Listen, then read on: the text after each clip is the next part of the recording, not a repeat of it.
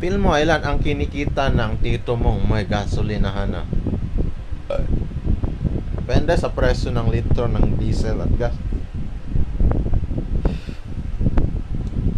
Oo, depende. At depende rin sa naimbak mo. Kung nagluluto ka kada isang araw, malamang kukuha ka ng galon-galon eh. Kung dalawa kayo, hawak ninyo. Tigda dalawa kayo eh. Isa sa kanan, isa sa kaliwa. So, 4. Ganyan karami yung diesel at oil na naluluto ninyo sa isang araw. Araw ha. So kung aaraw-arawin mo yun sa isang buong buwan, malamang isang buong barrel ng drum ang ano, o kaya 2, 4, ganyan. Ahatak ka ng 50 motorista, bibenta ka ng 150, pinakamalimit mo nun 3.5 a day. Kaya